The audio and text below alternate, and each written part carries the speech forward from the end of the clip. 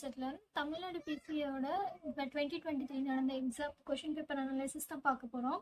First question பாருங்க. பொருள் ஒன்றை மேல் நோக்கி வீசினால் புவியீர்ப்பு விசையின் தாக்கத்தால் அதன் திசைவேகம் என்ன ஆகும் அப்படின்னு கேட்டிருக்காங்க.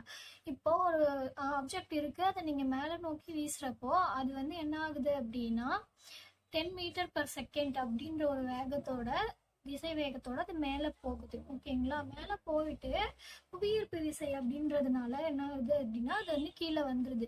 பட் இந்த இடத்துல வந்து பார்த்தோம் அப்படின்னா இப்போ ஒரு பொருள் வந்து 10 மீட்டர் பர் செகண்டோட மேலே போகுது. அப்போ ஒரு பாயிண்ட்ல போயிட்டு அதுக்கப்புறம் தான் அது கீழே வரும். அப்போ அந்த இடத்துல வந்து நமக்கு திசைவேகம் என்ன ஆகுது அப்படின்னா 0 ஆகுது.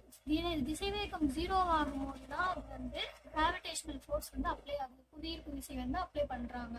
அதுக்கப்புறமேட்டு தான் அது வந்து கீழே வந்து விழுது. ஓகேங்களா? அப்போ இதுல இருந்து என்ன தெரியுது, ஒரு பொருள் மேல் நோக்கி வீசுறப்போ புவியீர்ப்பு விசை வந்து தாக்கத்தால திசைவேகம் என்ன ஆகுது, 0 ஆகுது. 10 மீட்டர் பர் செகண்ட்ல இருந்து 0 ஆகுது. ஸோ அப்போ என்ன ஆகுதுன்னு அர்த்தம், படிப்படியாக குறையுது அப்படின்னு அர்த்தம். ஆப்ஷன் பி ஆன்சர் இதுக்கு. நெக்ஸ்ட் கொஸ்டின், இதுல பாருங்க பொறுத்துகன்னு சொல்லி கொடுத்துருக்காங்க. அணுமின் நிறுவனம், சூரிய சக்தி, நிலக்கரி, மாங்கனீஸ் தாது, இது எல்லாத்தோட நிறுவனமும் கொடுத்துருக்காங்க இந்தியாவில். இது என்ன ரிலேஷன் அப்படின்னு பார்த்தோம் அப்படின்னா இந்த நிலையங்களோட தலைமையகம், ஓகேங்களா, பவர் பிளான்ட்டோட தலைமையகத்துக்கு தான் வந்து இது வந்து பொறுத்துக கொடுத்துருக்காங்க. இப்போ இந்திய அணுமின் சக்தி நிறுவனத்தோட தலைமையகம் வந்து எங்க இருக்கு அப்படின்னு பார்த்தீங்க அப்படின்னா மும்பையில் இருக்கு. ஸோ அப்போ இது வந்து 1. அண்ட் தென் பார்த்தீங்கன்னா இந்திய சூரிய சக்தி நிறுவனத்தோட தலைமையகம் வந்து புதுடெல்லியில் இருக்கு. ஸோ இது 2. நிலக்கரி நிறுவனத்தோட தலைமையகம் எங்க இருக்குன்னு பார்த்தீங்கன்னா கொல்கத்தால இருக்கு. ஸோ கொல்கத்தா 3. 4வதா பாருங்க இந்திய மாங்கனீஸ் தாது நிறுவனம், இதோட தலைமையகம் வந்து எங்க இருக்கு அப்படின்னா நாக்பூர்ல இருக்கு. ஸோ இப்போ வந்து 1 இப்போ எப்படி வருது பாருங்க, 1க்கு சி, ஓகேங்களா, 1க்கு சி, அண்ட் தென் 2க்கு டி, 3க்கு நமக்கு ஏ, 4க்கு நமக்கு என்ன இருக்கு, பி. ஸோ இது எந்த ஆப்ஷன்ல இருக்கு அப்படின்னு பார்க்கலாம். ஆப்ஷன் சில இருக்கு. Option C answer. Next question, இந்திய தேசிய பாடல் வந்தே மாதரம், இது ஆனந்தமடம் என்ற நாவலில் இருந்து எடுக்கப்பட்டது அப்படின்னு ஒரு ஸ்டேட்மெண்ட் கொடுத்துருக்காங்க. அண்ட் தென் செகண்ட் ஸ்டேட்மெண்ட் பாருங்க, வந்தே மாதரம் என்ற பாடலை இயற்றியவர் பெங்காலி வெங்கையா அப்படின்னு கொடுத்துருக்காங்க. இந்த ஸ்டேட்மெண்ட் தப்புன்னு நமக்கு தெரியும். ஏன் அப்படின்னா வந்தே மாதரம் அப்படின்ற பாடலை இயற்றியவர் யாரு அப்படின்னா பங்கிம் சந்திர சாட்டர்ஜி. பங்கிம் சந்திர சாட்டர்ஜி அப்படின்றவரு. இவர் வந்து எப்போ இதை வந்து ரிலீஸ் பண்ணாரு அப்படின்னு பார்த்தோம் அப்படின்னா 1882ல வந்து ரிலீஸ் பண்ணியிருக்காரு. அவரோட ஆனந்த மத் அப்படின்ற தமிழ்ல வந்து ஆனந்த மடம் அப்படின்ற புக்ல வந்து ரிலீஸ் பண்ணியிருக்காரு நாவல்ல. அந்த பாடல் வந்து வந்தே மாதரம், ஓகேங்களா. ஆனந்த மடம்ன்றதுல வந்தே மாதரம் அப்படின்ற பாடல் வந்து அவர் ரிலீஸ் பண்ணியிருக்காரு. அதை இயற்றியவர் யாரு, பங்கிம் சந்திர சாட்டர்ஜி. 1882ல வந்து ஆனந்த மடம்ன்ற புக்ல வந்தே மாதரம் அப்படின்றத வந்து ரிலீஸ் பண்றாரு. ஓகேங்களா. அப்போ செகண்ட் ஸ்டேட்மெண்ட் வந்து நமக்கு தப்பு, ஃபர்ஸ்ட் ஸ்டேட்மெண்ட் ரைட். ஸோ அப்போ 1 மட்டும் சரி. Option A answer.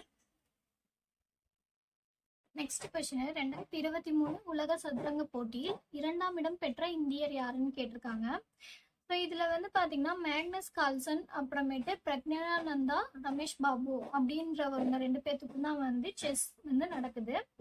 ஸோ இதுல வந்து கால்சன் அப்படின்றவர் வந்து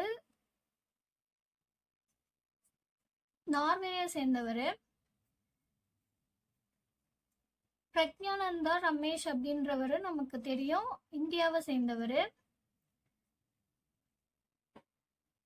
ஓகேங்களா. இவர் வந்து இந்தியாவை சேர்ந்தவர். ஸோ இதுல வந்து யாரு வந்து வின் பண்றாங்க அப்படின்னா ஃபர்ஸ்ட் பிரைஸ் வின் பண்றவர் வந்து கால்சன், செகண்ட் வந்து வரவர் பிரக்ஞானந்தா ரமேஷ் பாபு. ஸோ 2வதா வந்த இந்தியர் யாரு அப்படின்னா Praggnanandhaa Ramesh Babu. Option D answer.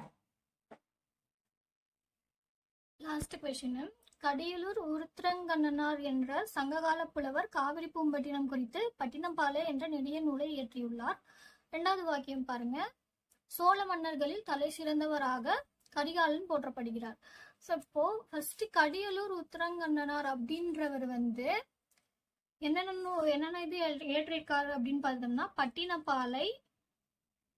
Pattinappalai பெருநானூற்று படை, ஓகேங்களா, பெரும்பானாற்று படை அப்படின்ற 2 பாடல் வந்து இது பண்ணியிருக்காரு. இது 2மே வந்து 10 பாட்டுல வந்து இடம்பெற்றிருக்கு, ஓகேங்களா. இது இல்லாம அவர் குறுந்தொகை and then வேற இதுலயும் வந்து பாட்டு இது பண்ணியிருக்காரு. இது 2மே இடம்பெற்றிருக்கு, ஓகேங்களா, 10 பாட்டுல. இது பட்டினப்பாலையில வந்து அவர் என்ன வந்து சொல்லி காவிரி பூம்பட்டினத்துல இருக்க மக்களோட வாழ்க்கை முறை பத்தி சொல்லியிருக்காரு. அப்ப இந்த ஸ்டேட்மெண்ட் வந்து correct, first statement. Second statement பாருங்க, சோழ மன்னர்களில் தலை சிறந்தவராக கரிகாலன் போற்றப்படுகிறார். இந்த ஸ்டேட்மெண்ட்டும் கரெக்ட் தான். ஏன் அப்படின்னு கேட்டீங்க அப்படின்னா, சோழ மன்னர்கள்லயே கரிகாலன் தான் வந்து காவிரியில வந்து நிறைய பாசன வசதி வந்து ஏற்படுத்தியிருக்காரு. காவிரி ஆத்துல ஏற்படுத்தி விவசாயம் வந்து மேற்படுறதுக்கு நிறைய வந்து மேன்மையாகிறதுக்கு நிறைய. செகண்ட் ஸ்டேட்மெண்ட்டும் கரெக்ட், சோழ மன்னர்களில் தலை சிறந்தவராக கரிகாலன் தான் போற்றப்படுகிறாரு. ஸோ இப்போ 2 ஸ்டேட்மெண்ட்டுமே கரெக்ட் அப்படின்றப்போ ஆப்ஷன் ஏ ஆன்சர் 1 மற்றும் 2 சரி. தேங்க்யூ ஸோ மச் ஃபார் வாட்சிங். Bye and take care.